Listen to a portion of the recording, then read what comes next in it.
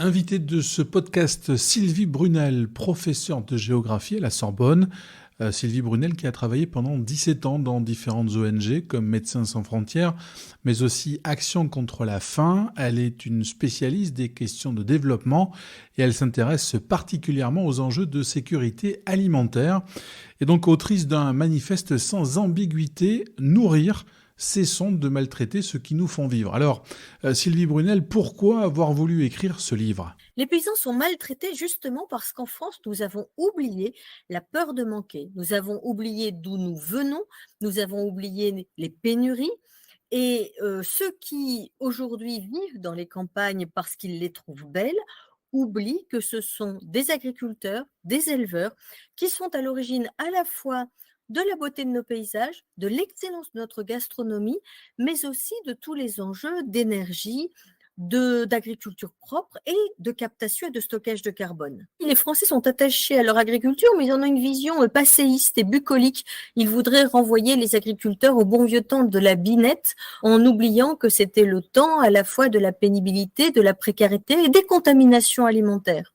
Je pense que la technicité et les compétences de cette profession mériteraient probablement plus de rencontres et de réconciliation autour, par exemple, de la question de l'accès à l'eau, de la nécessité d'avoir de bonnes semences, de la nécessité de protéger les récoltes contre des attaques, une pression parasitaire, une pression infectieuse qui se renforce avec la mondialisation et le changement climatique. Alors, dans votre livre, vous abordez la stratégie des 3 R, revaloriser, rémunérer et réconcilier.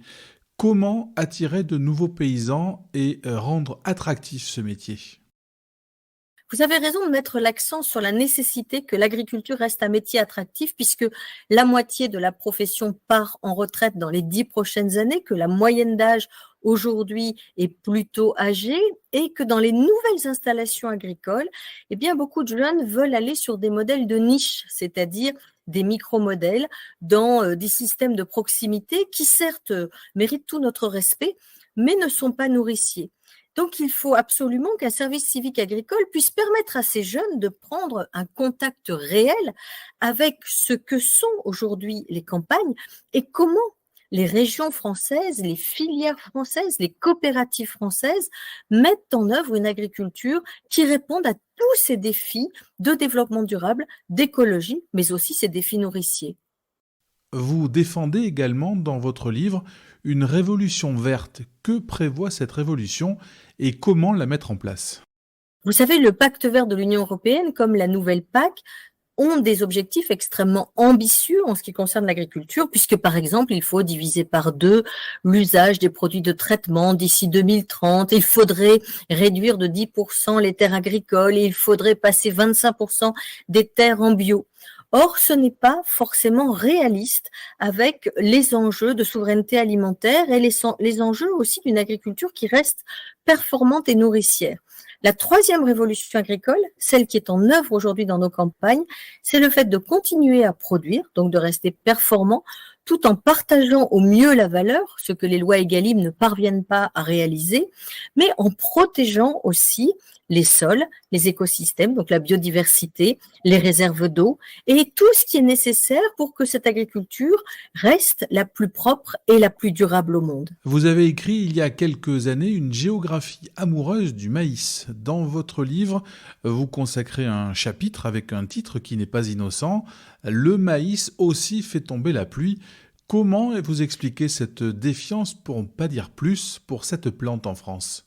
Ça me fait beaucoup de peine de voir que la première céréale nourricière au monde, celle qui est la garantie anti-famine des paysans d'Afrique, d'Amérique latine, mais aussi la garantie de la sécurité alimentaire de la Chine, par exemple, soit si maltraitée dans notre pays, où on l'assimile à une consommatrice d'eau, à une destructrice de la nature, à une agriculture industrielle. C'est exactement l'inverse. Avec le maïs, aujourd'hui, on coche absolument toutes les cases. C'est une plante qui est une amie de la biodiversité, qui n'épuise pas les sols, qui est parfaite pour la chimie verte et pour la production d'énergie, mais qui en plus a plus de 1500 utilisations dans l'alimentation, dans toute sa diversité, mais aussi les cosmétiques, les solvants, l'ensemble de tout ce dont nous avons besoin pour nous libérer de notre addiction aux carburants fossiles. Donc ce maïs ne mérite pas d'être aussi détesté. Je ne comprends pas, par exemple, qu'on l'assimile à un grand buveur d'eau, alors que d'abord un quart seulement de la sole est irriguée en France. C'est la céréale qui produit le plus de matière végétale par litre d'eau reçue. Elle n'a aucun équivalent. Et elle le fait, ce maïs le fait en captant un maximum de dioxyde de carbone. Donc un champ de maïs, c'est un atout pour la nature, c'est un atout pour la biodiversité, mais c'est aussi un atout pour notre sécurité alimentaire. N'oublions pas que nous sommes les premiers exportateurs de semences de maïs au monde et que la semence de maïs, comme la semence de toute façon, c'est un concentré d'intelligence et de technologie qui nous permet de faire face à ces défis de nourrir l'humanité et de faire face au changement climatique. Vous voyez, quand on parle par exemple du maïs, on ne peut qu'être envoyé à Euralis. Euralis est une très puissante coopérative qui est née grâce au père du maïs en France, Louis Bidot, et qui a eu finalement très peu de présidents depuis qu'elle existe. Marcel Cazalet, Christian Pes, Christophe Combe, ce sont des gens extraordinaires qui ont porté l'avenir de cette coopérative avec ce slogan très important, nourrir en confiance. Eh bien, il serait essentiel que, par exemple, ces habitants de Nouvelle-Aquitaine, qui aujourd'hui tournent le dos trop souvent à leur agriculture, prennent conscience qu'une coopérative comme Euralis, c'est une gastronomie, ce sont des semences, ce sont des paysages, c'est toute une réflexion sur l'agriculture de demain. Vous terminez votre livre par un chapitre sans équivoque, une grande puissance nourricière en péril. Est-ce que ce n'est pas exagéré ? Nous commettons dans l'agriculture les mêmes erreurs que nous avons commises dans les autres secteurs, c'est-à-dire que nous nous désagriculturalisons en renvoyant notre agriculture vers des micro-modèles qui, certes, peuvent exister, mais qui ne sont pas nourriciers. N'oublions pas que 2% seulement de l'alimentation des mégalopoles est locale. N'oublions pas que les ceintures vertes des villes ont besoin d'agriculteurs compétents. Et je crains que nous perdions ce savoir-faire en décourageant ceux qui nous nourrissent et qui apportent aussi des réponses dans l'énergie, dans la chimie verte, dans la captation du carbone, dans une gastronomie de qualité, dans des paysages beaux et variés. Il est urgent que les Français, notamment nos élites, nos pouvoirs politiques, reconnaissent que nous avons une force inouïe qui a fait de la France une grande puissance, de même d'ailleurs que le nucléaire, de même d'ailleurs que tout ce savoir-faire et tous ces brevets que nous continuons à déposer.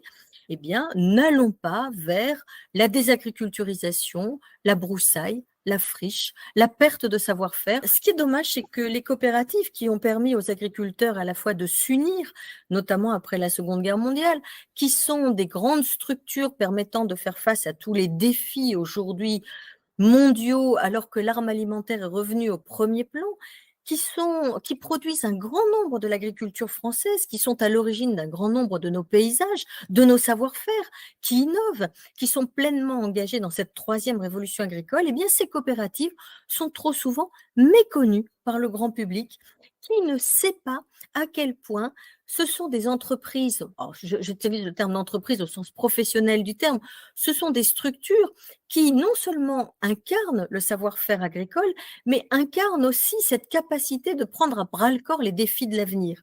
Et je pense qu'il est dommage qu'il n'y ait pas plus d'informations de la part des coopératives, parce que finalement leurs marques sont connues, mais elles ne sont pas elles-mêmes connues. Et il faut le dire, s'il y a des coopératives en France, c'est parce que notre agriculture est familiale, que c'est une agriculture de proximité et que c'est une agriculture qui est au service à la fois des agriculteurs, mais aussi de la société. Merci Sylvie Brunel d'avoir accepté de répondre à nos questions. Je recommande vraiment tout particulièrement votre livre, donc Nourrir, cessons de maltraiter ceux qui nous font vivre, aux éditions Buchet-Chastel.